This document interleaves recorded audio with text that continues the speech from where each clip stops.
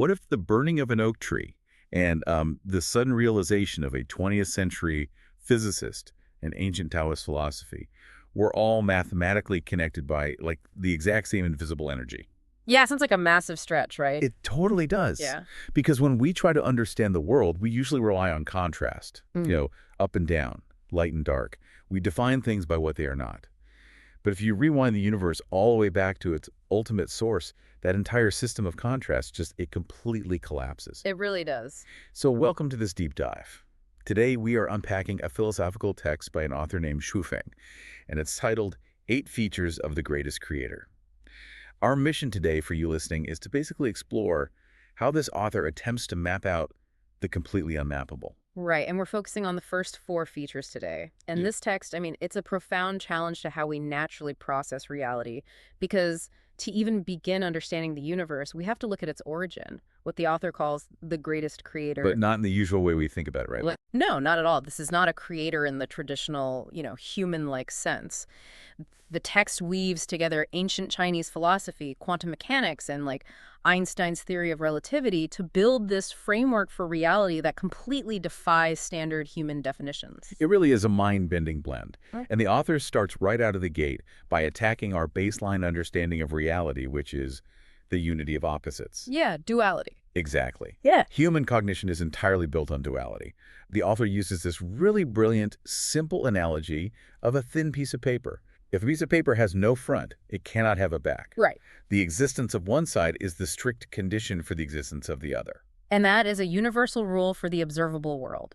Tangible and intangible, birth and death, rigidity and softness. In our daily lives, everything exists relatively. Right, you can't have good without evil. Exactly. You cannot have a concept of good without an opposing concept of evil to measure it against. Losing one side means the total annihilation of the other.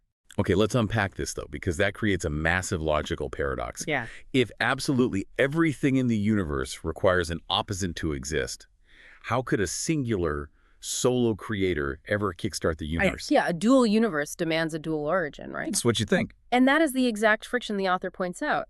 The unity of opposites is a law for the created universe, but it cannot explain the origin of the universe. Right. To resolve this paradox, the text turns to ancient Taoist concepts. Okay. It argues that before duality, there was uniqueness, and the sequence goes like this: Wuji generates Taiji. Okay, let's break down the physics of that, because Wuji, as the text defines it, is a state before the universe even existed. It's not just an empty void, right? No, not a void. It is a state of pure, formless, intangible energy. There is no substance, no matter, no contrast. Picture an ocean of pure potential. That is Wuji. Wow. But pure energy is inherently dynamic. When this formless energy begins moving irregularly, which is maybe what modern science might describe as quantum fluctuations, it clumps together. It clumps. Yeah, that clumping, that concentration of energy forms an energy cluster. And that cluster is what the author calls Taiji. The very first unconscious movement of this Taiji energy cluster is what triggered the existence of time and space. The author provides a really vivid analogy here to help visualize how formless energy suddenly develops structure. And it's so specific. Imagine drinking a glass of milk and leaving the unwashed, flat-bottomed glass sitting on your kitchen counter. Which, ooh, but yes. Gross, I know, but stick with me. If you come back 12 hours later, you don't just see a smooth film of white. You see chaotic, irregular, distinct patterns and structures dried at the bottom of the glass. Right, and that analogy perfectly illustrates the mechanism of structure emerging from uniformity. When the milk is liquid, it's a uniform state, much like Wuji. Pure potential. Exactly. But as time passes, water evaporates, the energy state of the liquid changes, and the remaining fats and proteins condense into fixed, chaotic structures. The uniformity breaks. The formless liquid becomes a structured map. That is Taiji. That is Taiji. So the formless energy shifts, condenses, and creates this massive cluster. Once Taiji exists, it immediately generates what the text calls bipolarity, the splitting into matter and non-matter. Right. The areas where the energy is less concentrated cool down to become visible matter, rocks, planets, physical bodies. And the areas where the energy remains highly concentrated become invisible non-matter, like consciousness or the soul. And the moment you have bipolarity matter and non-matter, you suddenly have opposites. Yin and yang, light and dark, male and female just burst into existence. So everything starts there. Exactly. The core argument here is that everything in the universe comes from this bipolarity. But the source of it all, Taiji, which the text suggests, is what various cultures have historically called the greatest creator, or Allah, or the Heavenly Father, comes from before the split. Which means, Therefore, the creator is entirely unique. It has no opposite. okay, if we follow that thread, it completely upends how we usually visualize the divine. Because if this creator existed before matter and before the concept of opposites, it naturally follows that it cannot possess a physical shape. Which leads us to the next major concept the author introduces. The second feature. The creator is fundamentally amorphous, formless. Because it's pure energy. Right. Because it is a conscious energy cluster and energy inherently lacks a fixed geometry, it can take on literally any form it chooses. The text explains that when this creative energy enters a human body, it becomes a person. When it enters a seed, it becomes a tree. Into a river, it becomes liquid. Into a rock, it becomes solid. It is the underlying current animating every single state of matter. And to ground this in measurable science, the author brings in Albert Einstein's mass energy equivalence. We all know E equals mc squared, Right. but the text reformulates it to focus on the creation of matter. So m equals E divided by c squared. Mass equals energy divided by the speed of light squared. Here's where it gets really interesting for me. We typically imagine a creator as a cosmic sculptor, right? Sitting outside of the universe, molding clay into planets and people. But this formula suggests something entirely different. If the speed of light is a constant, then energy is the only true variable. Precisely. The text argues that the creator isn't the sculptor shaping the clay. The creator is the mathematical formula of energy itself. Wow. Energy is the sole factor that forms matter. A fertilized egg does not grow into a human being without energy. A seed does not become a forest without energy. Without that invisible force driving the equation, matter is literally nothing. That makes the author's point about destruction incredibly profound, I think. Think about a massive forest fire or a building burning to the ground. Our human perception is that those things are being wiped from existence. That they're just gone. Yeah, that they're gone. But chemically and physically, they aren't gone at all. No, they are simply returning to their original formless state. The heat, the light, the smoke that is the matter breaking down and releasing its stored energy back into the universe. The first law of thermodynamics tells us that the total energy of the universe is a constant. It never increases and it never decreases. It only transforms. So the physical world isn't just something the creator made. The physical world is the creator taking temporary form. Every drop of rain and every grain of sand is a physical manifestation of that amorphous energy cluster. And that shift in perspective leads to a pretty severe philosophical collision with traditional human beliefs. If this energy has absolutely no physical shape and acts as the foundational formula for all matter, it naturally follows that it cannot possess biological or moral traits. Okay, this brings us to the third feature, Yes, the greatest creator is entirely neutral. which completely dismantles how most organized religions view the divine. Because humans, we instinctively want to categorize the divine as a father figure, a mother goddess, or, a supreme king. We want a creator who is infinitely good. Sure, we want something we can relate to, but the author argues that applying those labels actually degrades the creator. Think back to the principle of uniqueness. If you define the creator as a man, you imply the existence of a female counterpart to balance the universal equation. Right, because of duality. Exactly. If you define the creator as good, you instantly imply a corresponding evil creator. You drag the ultimate source back down into the dualistic, bipolar universe. The text makes a really sharp observation about the nature of different beings here. Animals have a specific nature, which we call animality. Humans have humanity. A Buddha has Buddha nature. The author argues that saying a human has animality is demeaning to human consciousness. Yeah. Similarly, forcing human traits, forcing humanity onto the ultimate energy cluster of the universe, is fundamentally blasphemous in this view. And to illustrate the mechanics of how humans project our own desires onto the divine, the author offers a really detailed critique of the Hare Krishna movement.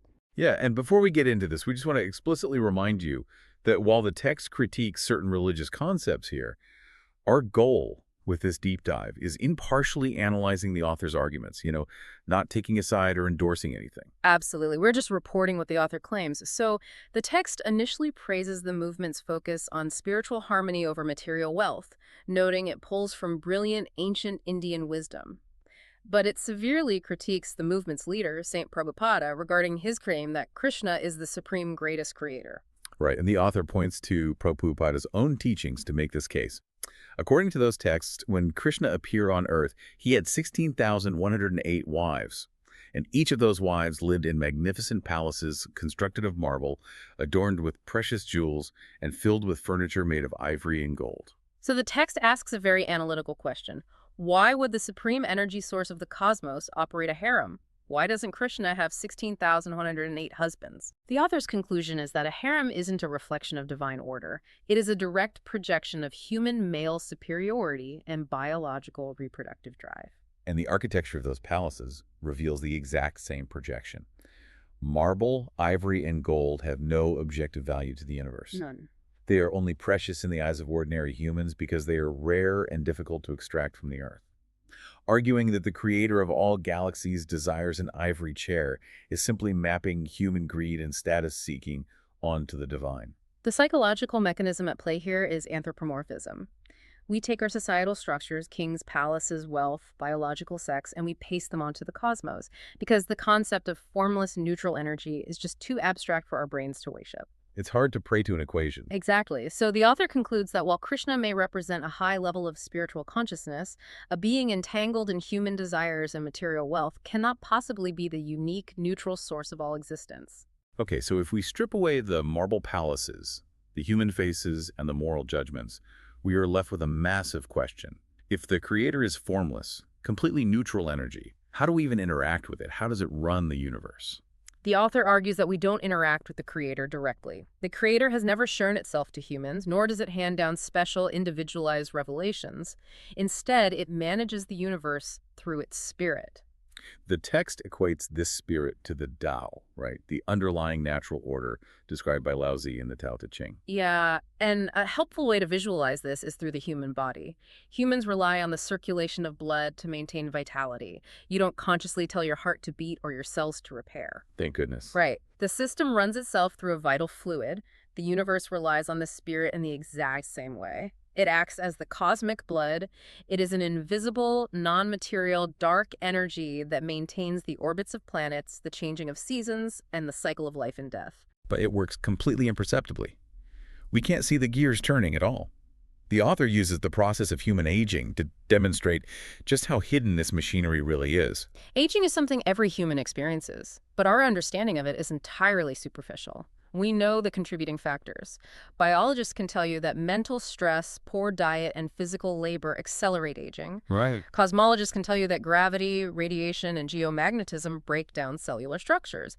Every time you lose sleep or every time a solar flare hits the atmosphere, your body edges closer to death. We know the inputs, stress, radiation, smoke, and we know the outputs, wrinkled skin, failing organs. But the author makes a really brilliant distinction between correlations and fundamental mechanisms. Yeah. Through what exact microscopic energetic translation does a moment of sorrow rewrite the biological destiny of your cells? The how remains a total mystery. We only ever see the results of the universe. The process is completely cloaked. And the text defines this as the fourth major feature. The creator is mysterious. The cosmic machinery operates behind an impenetrable veil. I have to push back on the author's logic here, though. Because if this energy cluster is the source of all life, and its spirit is flowing through everything, isn't it a bit stingy to keep the rulebook a secret? Why hide the actual mechanics of reality from us? It seems cruel on the surface, totally, but the author flips that assumption entirely, arguing that this mystery is actually an act of profound cosmic mercy. Mercy. Yeah, mercy. If humans were given the exact processes of how everything in the universe operated, our inherent biological drives, the same ones that project palaces and harems onto the divine, would cause absolute chaos. We would attempt to manipulate the code of reality to become gods ourselves. The text uses a political analogy to ground this idea. Imagine a high-level government meeting, like a central political bureau, dealing with a severe national crisis.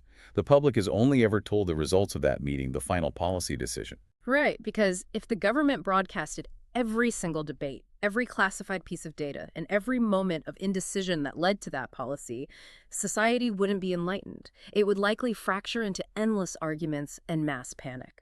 The process is hidden to maintain stability. Exactly. And the author brings that concept down to a devastatingly personal level.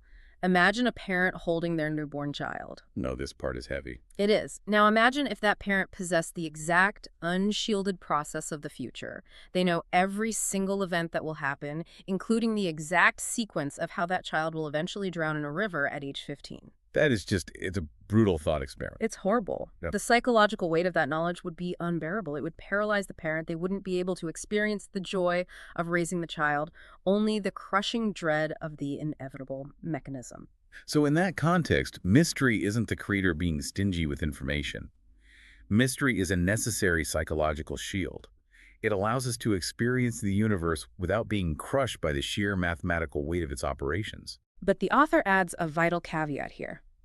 The creator hides the process to protect us, but it doesn't actively prevent us from understanding the universe. The universe isn't a locked vault.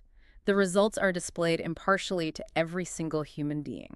The clues are everywhere, sitting right out in the open. Yeah, the variable isn't the creator's willingness to share. The variable is human wisdom.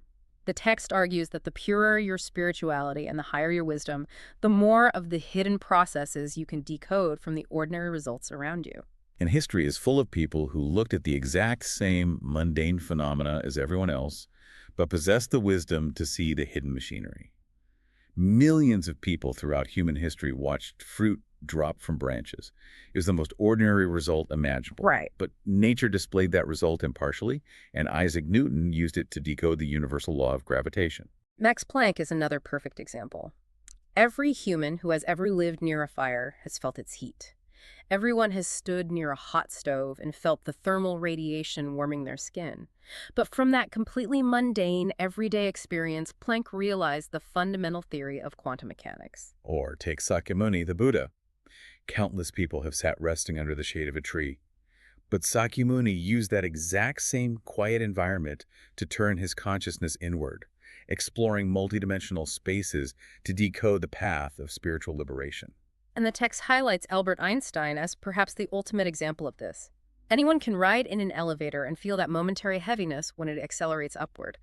But Einstein possessed the wisdom to push that mundane feeling to its absolute logical extreme. By imagining it in space. Right. He imagined an elevator constantly accelerating in space. He realized that as the speed increased, the energy required to maintain that acceleration would also increase, adding mass to the object. And if you wanted to accelerate that elevator past the speed of light, it would require an infinite amount of energy, which would create an infinite amount of mass, which means it is physically impossible for matter to travel faster than light.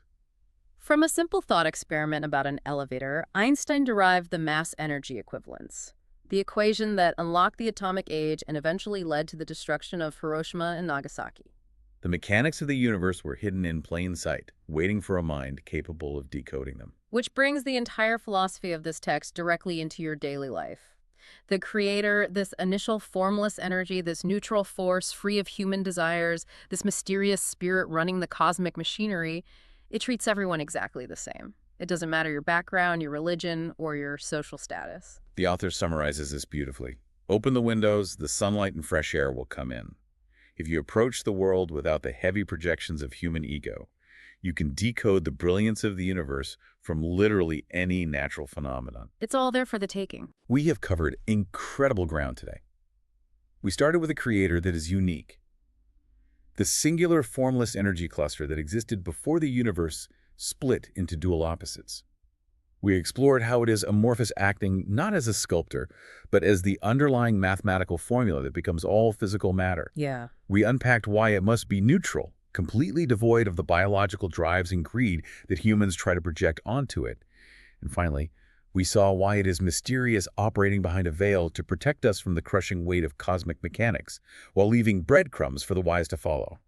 And if we synthesize all these concepts, it leaves us with a truly staggering implication to consider.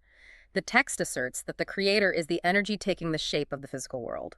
It also asserts that the creator's spirit acts as the cosmic blood, residing within every human being as our vital life force. So if the creator is the world we are looking at, And the creator is the life force doing the looking. Exactly. Yeah. Our relentless human curiosity, our drive to study physics, to write philosophy, to stare at falling apples and hot stoves and try to decode the universe that might not just be human beings searching for the creator. Oh, wow. It might actually be the creator, housed within our biology, looking out through our eyes, and finally experiencing the magnificent complexity of its own process. What an incredible paradigm shift.